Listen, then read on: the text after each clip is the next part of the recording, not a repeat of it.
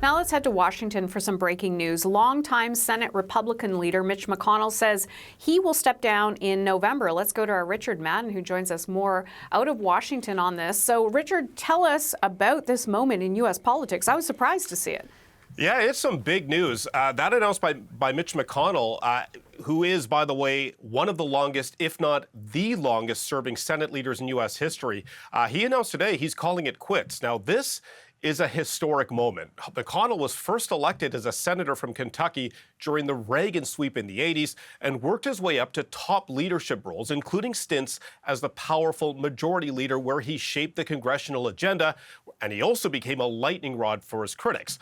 But moments ago, he made that surprise announcement on the Senate floor. He reflected on his years in the upper chamber, saying his ailing health is one of the driving reasons behind his resignation. And at 82 years of age, he says it was time to step down. Watch. I'm filled with heartfelt gratitude and humility for the opportunity. But now it's 2024. I'm now 82. As Ecclesiastes tells us, to everything there is a season and a time to every purpose under heaven. Now, McConnell had a reputation of being a master of legislative procedure, knowing where the votes are and who's supporting him. So I suspect there was another reason behind his sudden announcement today. As I noted, McConnell was praised by Republicans, loathed by Democrats, but he especially outraged them by blocking confirmation of Supreme Court judges under former President Obama, which led to the vacancies he helped fill under President Trump, where we now have a conservative majority on the high court. But over the past few years, we were noticing McConnell falling out of step with Trump and his movement. Trump made racist comments about his wife, Elaine Chao, one of his cabinet ministers who resigned in the aftermath of the January 6th insurrection.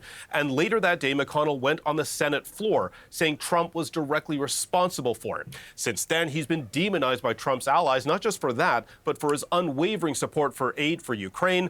McConnell also voted for the recent bipartisan infrastructure bill and gun legislation. It's also worth noting McConnell never officially supported Trump's re-election, so I suspect McConnell didn't make a big move like this until he had to, knowing that loyal coalition he once assembled might be falling apart.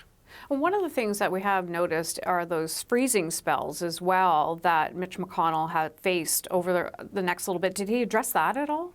Well, we do know he did address his ailing health, but we do know McConnell suffered polio as a child, and that made him a big proponent of vaccines during the COVID pandemic, which is another out-of-step movement he had with part of the Republican base.